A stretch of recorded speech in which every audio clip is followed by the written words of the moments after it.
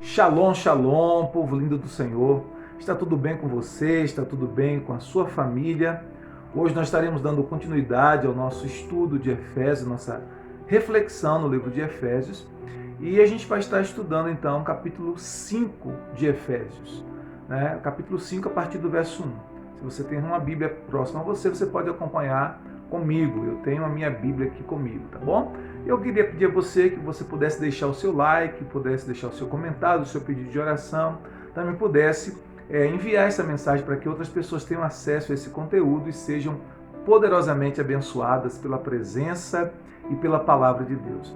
Efésios capítulo 5, versículo 1, a partir do verso 1, diz assim a palavra de Deus. Sede, pois, imitadores de Deus como filhos amados, e andai em amor, como também Cristo nos amou e se entregou a si mesmo por nós, como oferta e sacrifício a Deus em aroma suave. Esse texto, o apóstolo Paulo começa nos ensinando a importância de sermos imitadores de Deus. Lembra que eu tenho sempre enfatizado nesses estudos de Efésios que as cartas paulinas, praticamente todas as cartas, as epístolas do Novo Testamento, mas principalmente as epístolas paulinas, tem uma parte em que o apóstolo Paulo trabalha as questões de doutrina, de fundamentos bíblicos, do conhecimento da palavra de Deus, da teologia bíblica, mas uma outra parte ele trabalha sobre a aplicação desta palavra, desse conhecimento bíblico à nossa vida diária. Então, as epístolas paulinas estão sempre com esses dois conteúdos, uma parte de doutrina e uma parte da aplicação da doutrina na vida diária, porque não adianta nada a gente apenas conhecer a palavra de Deus se a gente não praticar, se a gente não aplicar a palavra de Deus em nossas vidas. E aí nos primeiros capítulos, capítulo 1, 2 e 3, o apóstolo Paulo trabalha bastante os fundamentos, as doutrinas bíblicas, mas agora a partir do capítulo 4, capítulo 5 e o capítulo 6, ele traz uma aplicação, nos ensinando a aplicar a palavra de Deus na nossa vida. E aqui ele está dizendo, o capítulo 1 ele começa dizendo que nós precisamos imitar a Deus como filhos amados, nós precisamos ser imitadores de Deus como filhos amados. Se Ele é o nosso Pai, a nossa fonte, nós precisamos então olhar para Ele e imitá-lo. E de que maneira nós podemos imitar a Deus? Talvez você pergunte isso, Como eu, um simples pecador, um mero pecador, posso imitar a Deus? E aí no versículo 2, Paulo diz de que maneira nós podemos imitar a Deus. Ele diz assim: andai em amor, como também Cristo nos amou e se entregou a si mesmo por nós, como oferta e sacrifício a Deus em aroma suave. Então, qual é a maneira que nós vamos imitar a Deus? Andando em amor. Como nós podemos imitar o nosso Pai? Vivendo em amor. A Bíblia diz que o nosso Deus é um Deus de amor. O próprio Cristo, ele é um Deus de amor, Ele veio, deu a sua vida por nós como prova do seu amor. Quando nós andamos em amor, nós estamos imitando ao nosso Deus. Agora nós precisamos entender que amor na Bíblia não é um sentimentalismo, um romântico, não. Amor na Bíblia é uma decisão da vontade, uma decisão de fazer o bem ao outro, uma decisão de fazer o bem ao outro à luz da palavra de Deus. Então isso é amor à luz da Bíblia. Então quando nós andamos em amor, nós estamos andando em imitação do nosso Pai, imitando o nosso Pai, que é amor. E aí o apóstolo Paulo continua no verso 3, mas a impudicícia e toda sorte de impureza ou cobiça nem sequer se nomeia entre vós como convém a santos. O que é impudicícia? Imoralidade, falta de pudor. Isso é impudicícia. Então ele diz, essas coisas nem mesmo se nomeiem entre vós, não sejam referidas entre vós como convém a santos. Por quê? Porque nós fomos separados para Deus. No dia que nós entregamos a nossa vida a Jesus Cristo, que nós recebemos ao Senhor Jesus como Senhor e Salvador de nossas vidas, nós fomos separados para Deus. Então a Bíblia diz que nós somos santos. Santos não no sentido de que nós somos impecáveis, santos no sentido de que nós somos consagrados a Deus, de que nós somos separados para Deus. E como separados para Deus, tem coisas que não são mais convenientes a nós como santos, como separados para Deus. Uma delas é a imoralidade, a impudicícia, a imoralidade, a falta de pudor, a imoralidade sexual. E ele continua, nem conversação torpe, nem palavras vãs ou chocarrices, que são gracejos jocosos, coisas inconvenientes, antes, pelo contrário, ações de graças. O que Paulo está nos ensinando? Que não podemos mais ter palavras torpes em nossa boca. Lembra quando nós falamos no capítulo 4, verso 29, sobre palavras torpes. O que é palavra torpe? É uma palavra podre, é uma palavra que não edifica, é uma palavra que não abençoa, é uma palavra que não comunica a vida. Então não pode mais haver em nossa boca palavras torpes, não pode mais haver em nossa boca uma comunicação podre, uma comunicação que não produz vida. E aí a Bíblia vai nos ensinar de forma muito clara que nós somos responsáveis pelas palavras que saem da nossa boca. Que as palavras são sementes, e elas podem ser sementes de vida ou de morte. Elas podem ser sementes de bênção ou de maldição, dependendo daquilo que nós falamos. Então nós precisamos entender que as palavras, elas podem criar coisas boas ou criar coisas ruins na nossa própria vida e na vida das pessoas que nós amamos, na vida das pessoas próximas a nós. Jesus disse que nós seremos justificados pelas palavras que dizemos, ou também podemos ser condenados pelas palavras que dizemos. Mateus capítulo 12, a partir do verso 33 até o versículo de número 37, né? Pelas tuas palavras serás justificado e pelas tuas palavras serás condenado. A Bíblia também diz, em Provérbios capítulo 18, verso 21, que a morte e a vida estão no poder da língua e que aquele que bem a utiliza comerá dos seus frutos. Então, aquilo que a gente fala pode gerar vida, pode gerar morte. Por isso que Paulo está dizendo que não pode mais haver em nossa boca conversação torpe, ou seja, uma conversa tola, uma conversa podre, uma conversa que não edifica. Aquilo que sair de nossa boca tem que trazer edificação e tem que comunicar vida para aqueles que nos ouvem.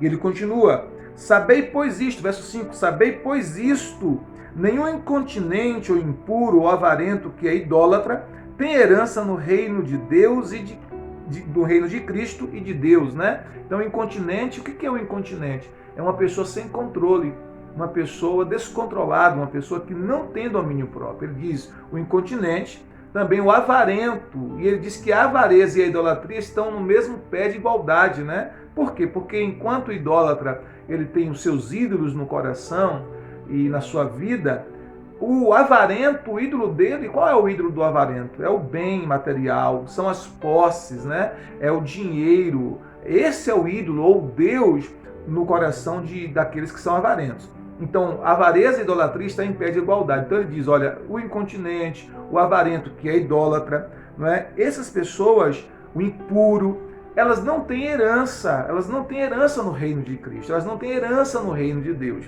E aí ele continua mais, verso 6, ninguém vos engane com palavras vãs, porque por estas coisas vem a ira de Deus sobre os filhos da desobediência. Portanto, não sejais participantes com eles. Então ele diz, olha, não sejam enganados. Esse é um tempo, infelizmente, onde muitas pessoas estão sendo enganadas e muitas pessoas também estão enganando. Né? Ele diz, olha, ninguém vos engane com palavras vãs, porque por estas coisas, que coisas? Quais coisas? Estas que ele citou nos versículos anteriores. Por estas coisas vem a ira de Deus sobre os filhos da desobediência. Ele diz no verso 7, portanto, não sejais participantes com eles. Não participe mais dessas coisas. Você agora é de Jesus, você agora é do Evangelho, você agora anda com Cristo. Então não participe mais dessas coisas. Verso 8, pois outrora éreis trevas, porém agora sois luz no Senhor. Andai como filhos da luz, porque o fruto da luz consiste em toda bondade e justiça e verdade. Versículo 8 e versículo 9. Então está dizendo, nós éramos trevas, eu e você, nós éramos escuridão, nós éramos trevas, não havia luz nenhuma em nós, mas Jesus brilhou a sua luz em nós, pela sua graça e pela sua misericórdia, e nós nos encontramos com Jesus, nós entregamos a nossa vida a Jesus Cristo, e aí a luz de Cristo entrou em nosso coração, em nossa vida, e expulsou as trevas, a escuridão, da ignorância espiritual, do pecado, da maldade. Essas trevas foram expulsas da nossa vida. Então, ele diz, nós agora somos luz, éramos trevas, mas agora somos luz, então ande como filho da luz. E o que a luz produz? Quais são os frutos da luz? Ele diz, o fruto da luz é bondade, consiste em bondade, consiste em justiça e consiste em verdade. Verso 10 ele diz, provando sempre o que é agradável ao Senhor. O que você tem provado? O que você tem experimentado? Aquilo que eu e você experimenta é agradável ao Senhor? Aquilo que nós provamos, aquilo que nós degustamos espiritualmente é agradável ao Senhor? Lembra que o filho pródigo, quando ele estava afastado do pai, do seu pai, a Bíblia diz que ele desejou se alimentar, provar das bolotas dos porcos, das alfarrobas dos porcos, da lavagem dos porcos, né? Então, quando se está afastado do Pai, o desejo é de se alimentar de coisas inconvenientes. Mas ele está dizendo para mim e para você que estamos em conexão com o Pai através de Jesus Cristo. Ele está dizendo, prove sempre o que é agradável ao Senhor. Alimente-se daquilo que é agradável ao Senhor. Nutra-se daquilo que é agradável ao Senhor.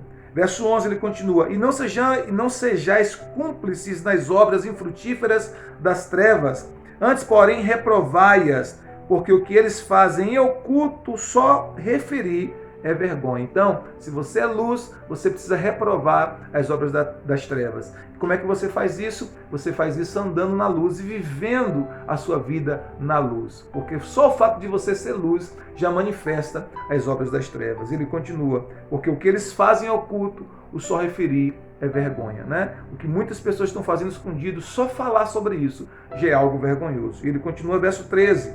Mas todas as coisas, quando reprovadas pela luz, tornam-se manifestas, porque tudo que se manifesta é luz. Tudo que se manifesta é luz. Pelo que diz, verso 14, pelo que diz, desperta, ó tu que dormes, levanta-te de entre os mortos e Cristo te iluminará. Então essa é uma palavra de advertência para todo crente, para todo cristão, né? Ele está dizendo, levanta-te de entre os mortos, levanta-te, desperta e Cristo te iluminará. Portanto, versos 15, portanto, vede prudentemente como andais, não como nécios, e sim como sábios, remindo o tempo, porque os dias são maus. E agora, uma palavra de disciplina para todo cristão, né? Nós precisamos remir o tempo. O que é remir o tempo?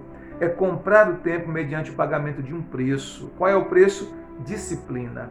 Disciplina. Nós precisamos administrar bem o nosso tempo, usar o nosso tempo com sabedoria para a nossa edificação, para o nosso crescimento espiritual e para que nós sejamos usados por Deus em seu propósito. Todos nós temos um propósito de Deus em nossas vidas e nós precisamos usar o nosso tempo para cumprir o propósito de Deus para a nossa vida. Não desperdiçar o nosso tempo com coisas que não têm a ver com o nosso propósito em Cristo Jesus.